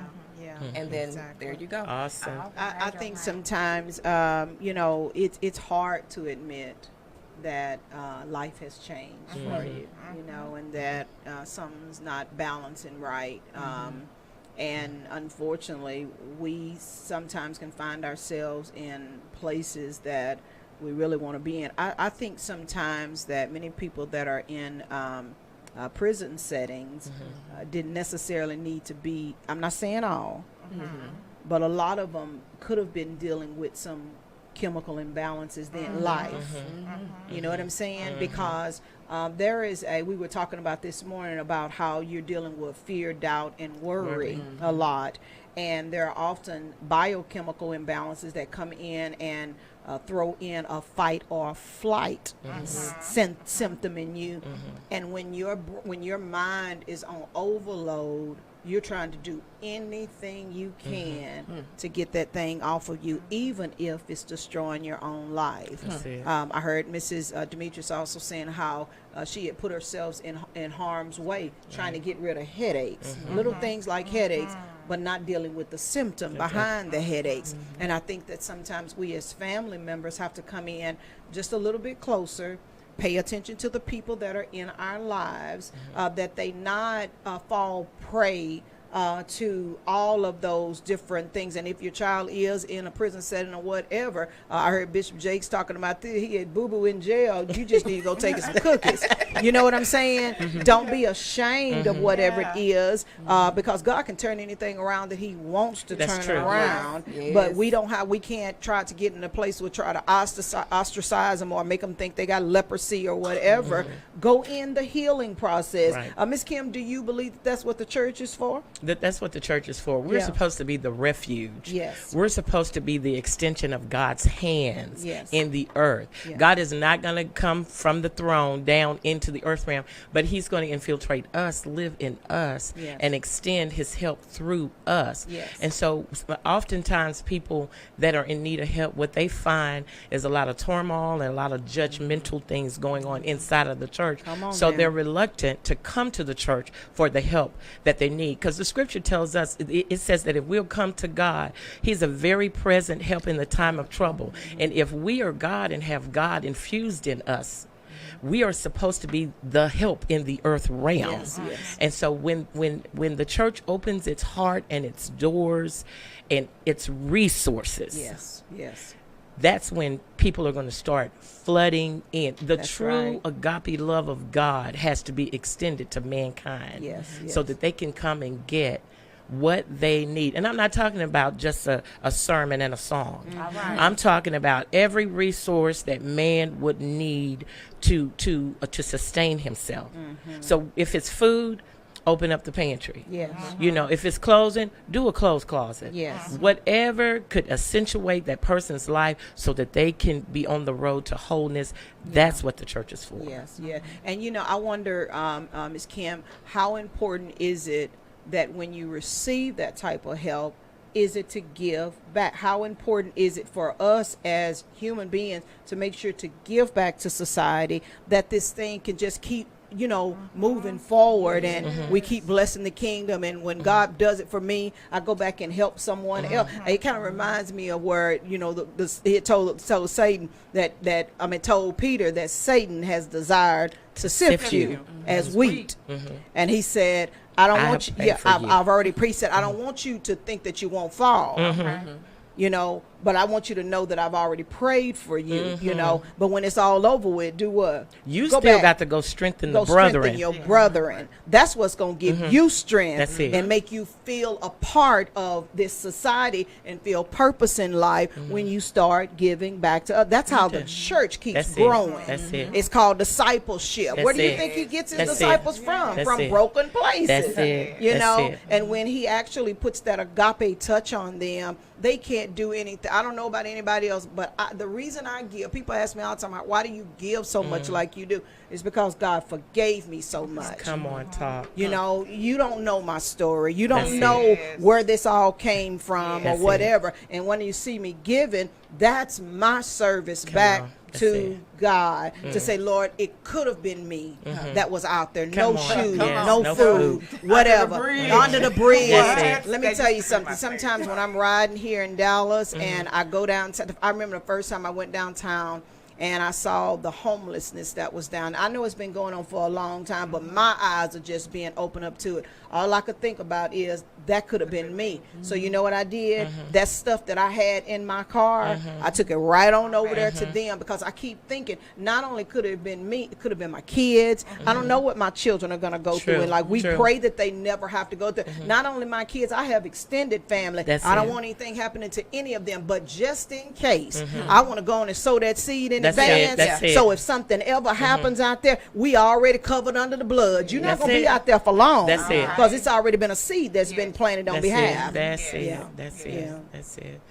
And I just to add a little bit more. Once you plant the seed, Miss Deborah, it's reciprocated back into your life. So because you alluded to the fact that as long as there is seed time and harvest, Yes, ma'am. as long as the earth remains, there's going to be seed Seed time and time and harvest. I don't harvest. care what it is that you sow; it is going to come back into your life. Did It you may hear me? not be in your life, Yes. but your children, Yes, or your yes. children's children. Yes. So it's supposed to be a reciprocation and a cycle. Yes, yes. That does not break. Yes. You give, it's given back to you. So eloquently put in Luke 6:38. Yeah. He's not just talking about the things, but whatever you do. You sow a deed come back It to comes you. back You to sow you. love comes back to Yes. you. Encouragement, it comes back to Yes. you. When you sow it, you're gonna come reap back. it. It's gonna Yeah. come back. Yeah. Moses didn't see the promised land, Mm. but his family did. Mm. Offspring. Come on. His seed Yes. did. So it didn't. He planted the seed, but his seed, his children, his family, they were able to receive and enjoy the promised land. Yes, So yes. I can understand and resonate when you talking about the seed. When you, my mother would plant. She would always Good Friday. That would be her time to plant everything that she wanted Wow. to. Right. So when you think about plant, you tilling the ground, and then you, I'm guessing like splitting it right in the middle. So you putting your seeds in there, and then you'll take the ground, the dirt, and put Cover it it. over, cover it up, and then you'll water it. Now you can't see what's going on under the ground, and you steady watering it, and you might have some thoughts like, is this seed really gonna sprout? I'm tired of watering Am this I gonna ground. see this tomato? I'm tired of watering gonna this. see No, I'm it. tired of watering this dirt. But you know that you have to go water That's it. Yeah. daily. You know that you put that seed in the ground and you have to water. And sometimes you might get discouraged. Yeah. But you still know you have to go out there Yes. and water because you put that seed in the ground. But then one day you see a little green leaf All right. just come up through the ground. And so you know that all those days that you went and you didn't see nothing, Yeah. there was something coming up that was sprouting, Yeah. that was blooming up under that ground. Yes. Yes. So, you know, Absolutely.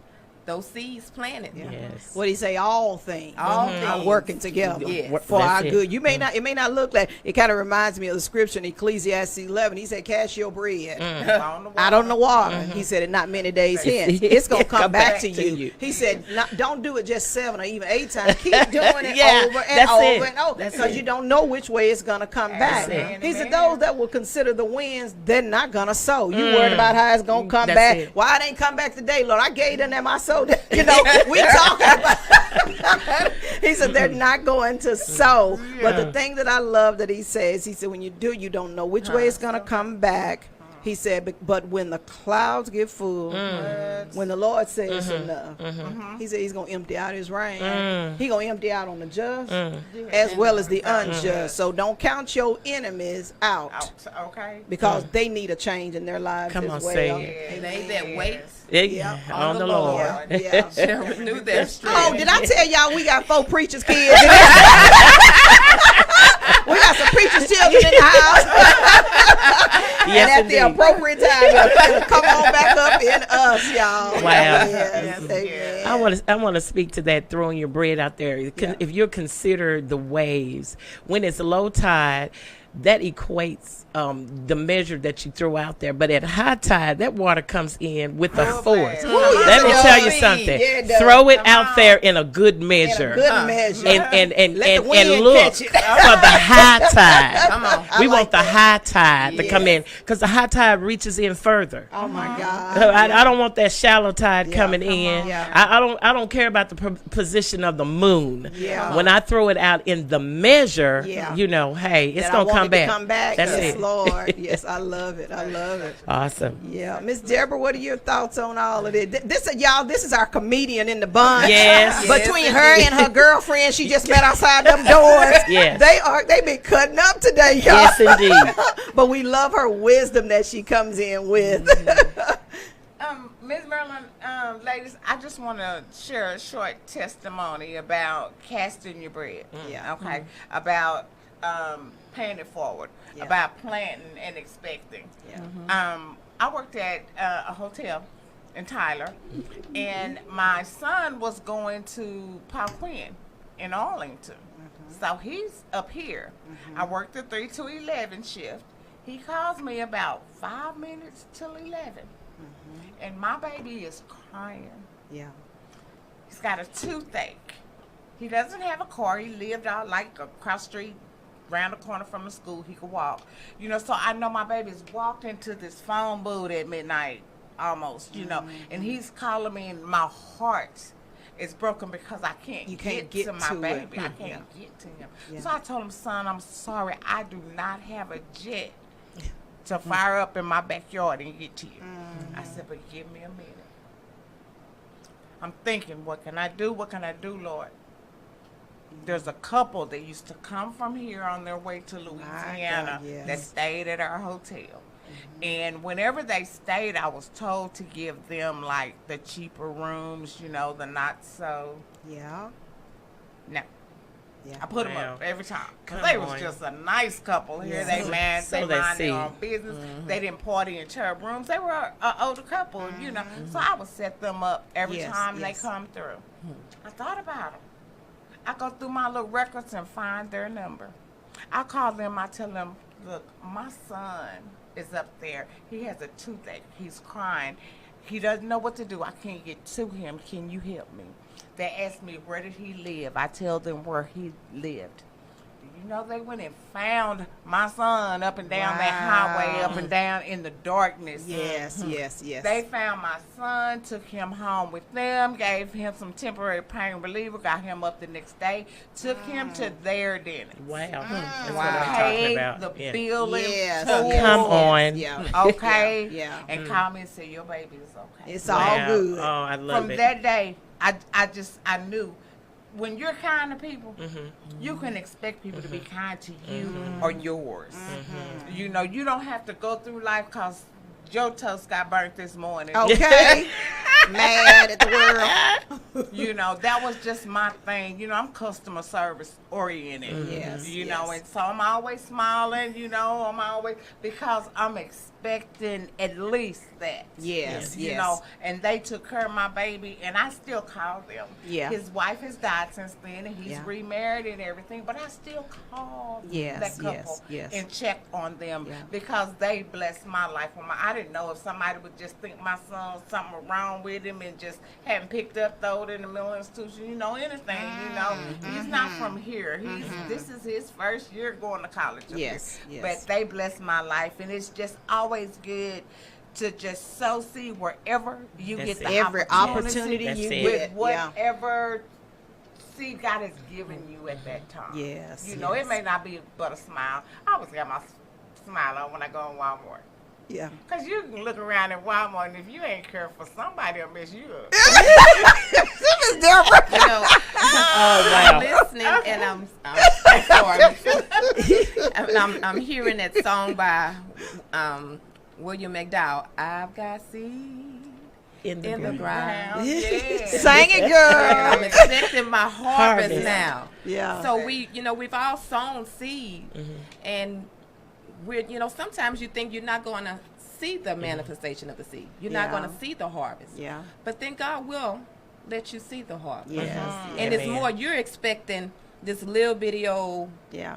because it's the first time that you planted something. You thinking it's something little. God said, That's it. I got something bigger Come Yeah. on. and Yeah. better. Yeah. I'm yeah. gonna blow your mind. Yeah. What's gonna Yeah. sprout up from that seed is not gonna just feed your family, Yeah. but Yeah. every family and everyone that you're connected to. So Yes. what we may think it is, God just blows our mind. Yes. Yes. Like the manna from heaven. Yeah. He makes sure that he takes care of his of his children, own. of yeah. his own. Yeah. Y'all, she kind of threw me back a minute, and I started thinking about our topic for today. We're dealing with mental health and mental awareness.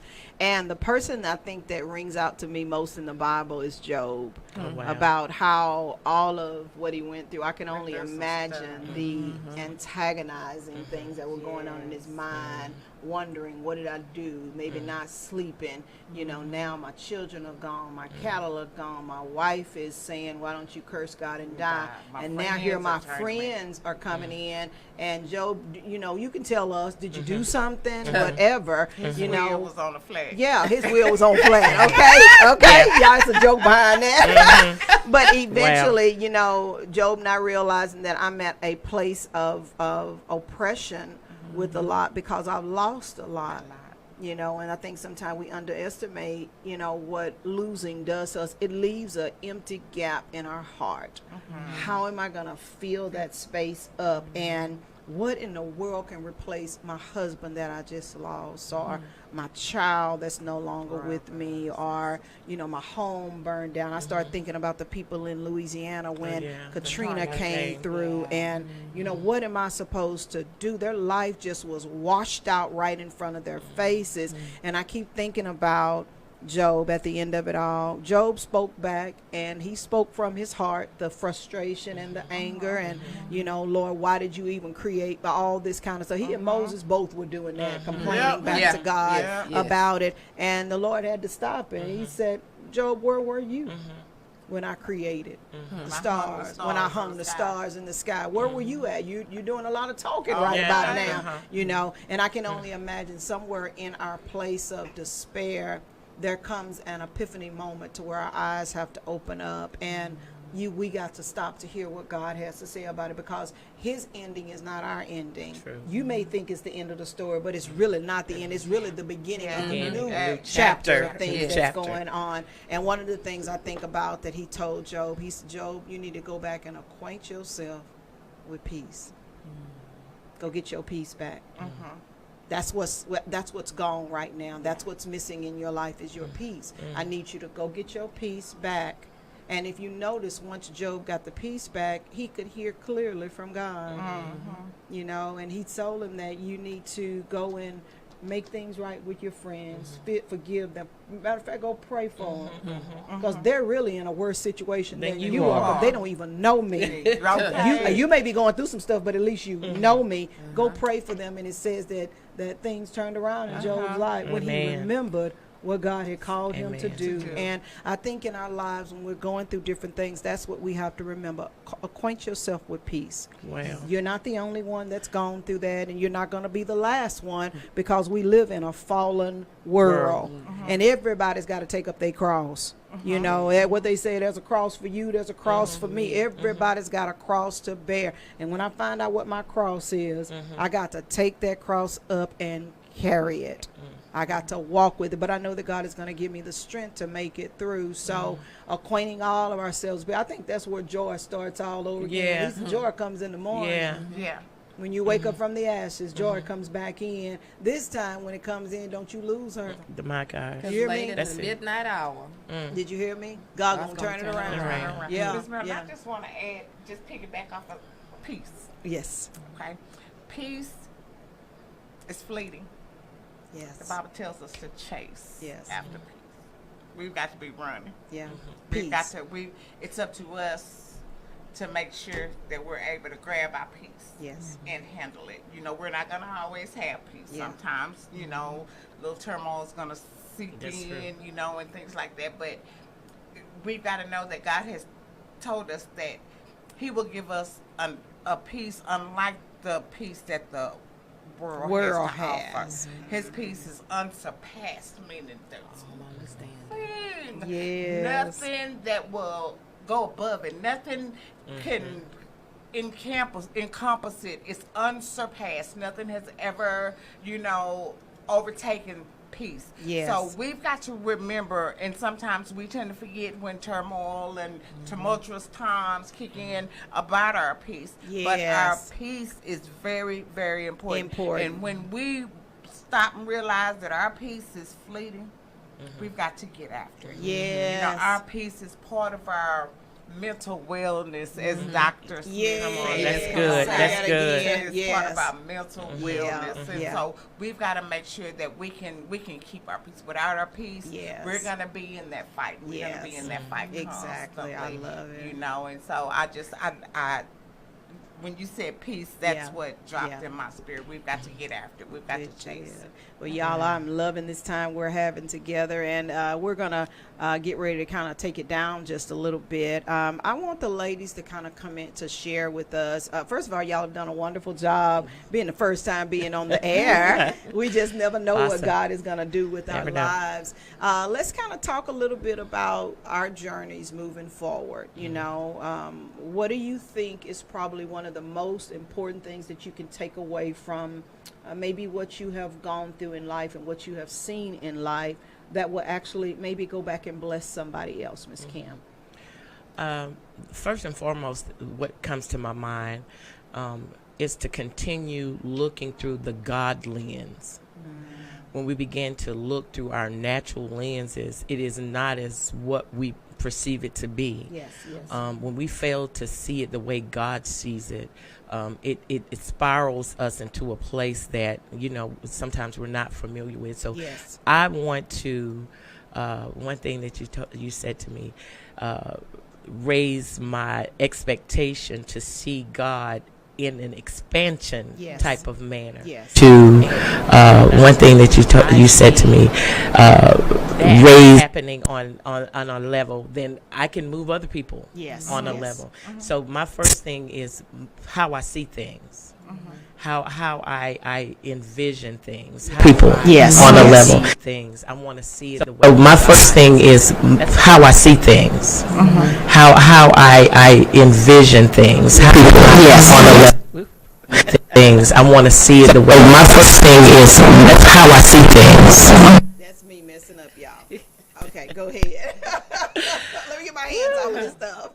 And then I want to speak to the places that need to be healed in me that I've allowed to lie dormant, because in this season, when you begin to take off, you cannot afford for those things to surface. You have to have dealt with them. So to allow this process to bring to the surface anything that I need to deal with, and I mean everything that I need to deal with. Right. So when I start soaring, I can soar weightless. Weightless. I like that. So I want to soar a whole, healed, weightless. No baggage. Forgiving everybody. Hey, come to the forefront and above the clouds and above petty things. Yeah. Whole, healed, and weightless. Yeah, I love that. Yes. I'm gonna use that. Miss Samaris, what about you? This part of my journey, I would say that understanding that it's okay to have a balanced life. I love it. That God is not a one-dimensional God, and He did not create us as one-dimensional beings. Yes. And that our lives need balance. Because if not, it'll be lopsided. Come on. And so my life, for a long time, was lopsided. You said, all these PKs, so I was a PK. Yeah. So all I knew was church, especially when I went through things and different struggles that I had. That was my sanctuary. And not that anything was wrong with that. But then when you come down after that, what else is there? What are the facets? What else is there to know about Samaris other than church? Wow. What are things that I like to do? Come on. I What are love places that I like to go? Yeah. Yeah. You mentioned earlier about, sometimes when people retire, they've been doing this 30, 40 years. That's it. And, their kids are gone, and then they retire, and they're like, okay. But then What do after I that, do now? what happened? I'm not going to wait until I retire to live. Yes. I'm living now. Okay. Yes. And so my kids, they know, I tell them, when my last one is in high school, so 3 years. 40 years. That's it. And, their kids are gone, and then they retire, and they're like, okay. But then What do after I that, do now? what happened? Go. Okay. 3 years and 1 month, I'll be going on a vacation in KA. No kids allowed. No young. Ooh, what's those initials again? In No KA. Yes. No kids allowed. So she said, Mama, well, what you gonna do about me? I said, well, you're gonna have grown brothers and sisters. They gonna have to figure it out. Because I I'm love gonna live. it. But that's what I would say. I would wait until she graduates. But God said, no, you don't wait until she graduates. You live now. You start living now. And you can have balance now. Yes. You Yes, hear I like from me. that. I like You that. know my voice. I like that. You have balance. Yes. And understand that I have to understand my own voice. Yes. And understanding that I'm finally me. I love it. I'm finally me. I like this, me. Miss Deborah? Yes, ma'am. My thing is kind of me. I hear a lot of the ladies talking about the things that they've gone through in their past. The abuse and the things like that and the hurt. And when I see and hear about hurt, it hurts me. Yes. Because I know hurt well. Yeah. I'd rather not see anybody hurt. Yeah. But how I've learned to overcome my hurt Yes. is to know who I am. Yes. Yes. Yes. I am a child of God. Yeah. Okay? So if I'm a child of God, if I'm living in the kingdom of God, which is here on earth, His reign, under His rule, I'm a princess. Yeah. Yeah. Straighten your crown. Tiara. Okay. Straighten that crown I gotta up. get up. I Yes. gotta brush myself off. I cannot live in that mud hole. Yes. I like I said, I know the hurt. I've been through all that in my years, but I refuse to carry hate around in my heart. Yeah. Okay, you're forgiven. Yeah. Leave this world. Go wherever you're going, top, Yes. bottom, side, Yeah, wherever yeah. you're going. Okay, I've forgiven you. Yes. You know, but I'm gonna live my life. You know, I may get in a place every now and then, but it ain't because of that. Because that was, Yeah. God has anything that I did, He's forgiven me. That's it. I gotta know that. Have I forgiven me? Yeah. We've got to forgive ourselves. Yes. That's what I would tell the multitude of women. Okay, it's not that God hasn't forgiven you; it's that you haven't forgiven yourself. That's good. You got to remember who you are. That's in right. Christ, That's you know? right. When someone asks me who I am, I have to say I am Deborah.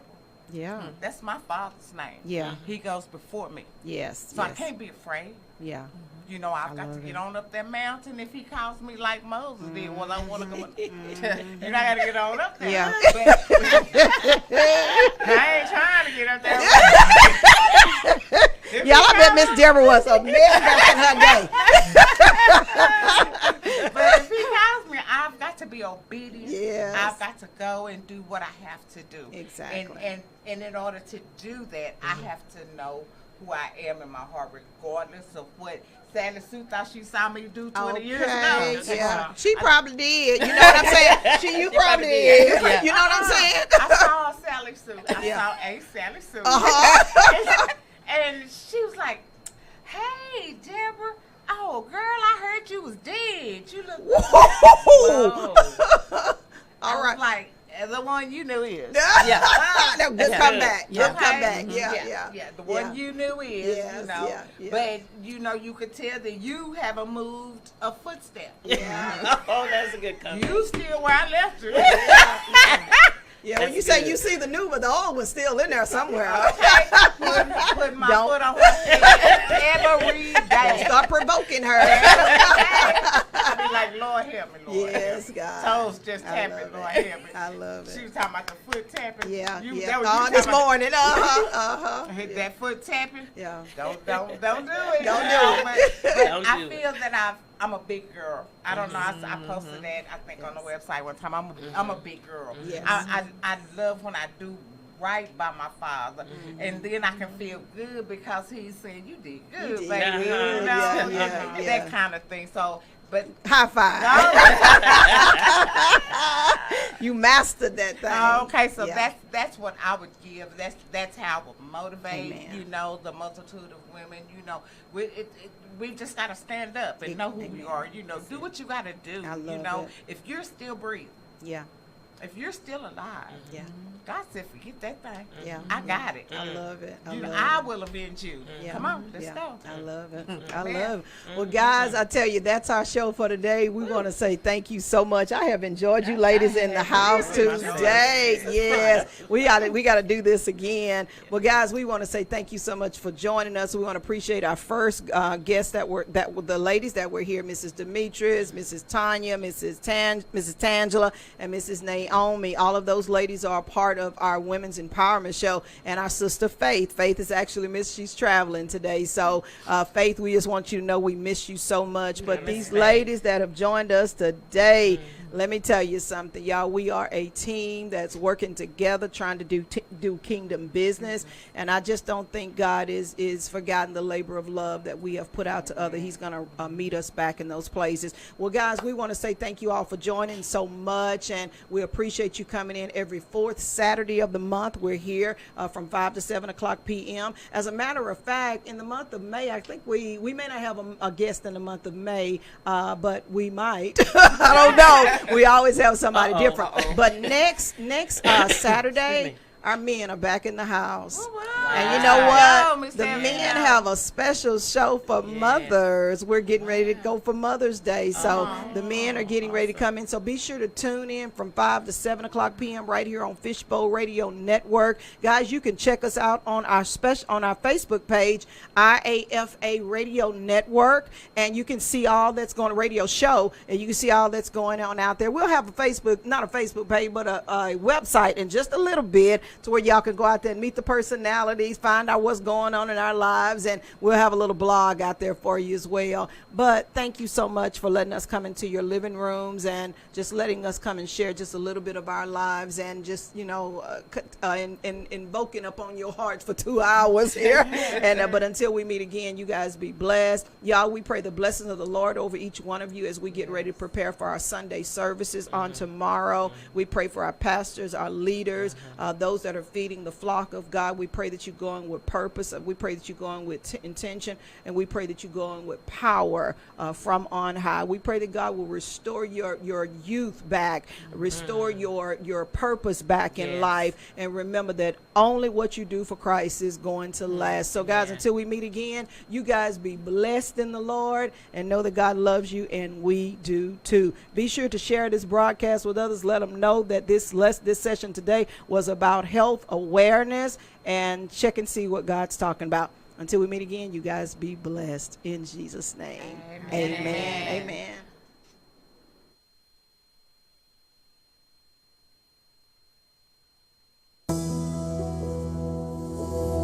Okay, yesterday we had choir rehearsal, but now we can sing it for real. Come on, help us sing this song. Here we go. The Lord is my shepherd, everybody. The Lord is my shepherd. He goes before me. He goes before me. Defender behind me. Defender behind me. Y'all been practicing. I won't fear. I won't fear. I'm filled with anointing. I'm filled with anointing. Thank you, Jesus. My cup's overflowing. My cup's overflowing. No weapon can harm me. No weapon can harm me. Jesus. I won't fear. I won't fear. People of God sing hallelujah.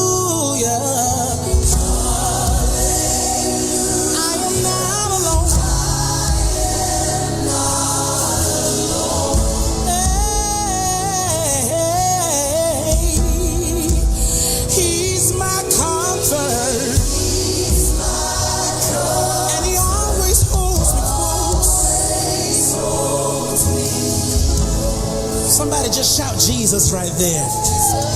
He always guides me.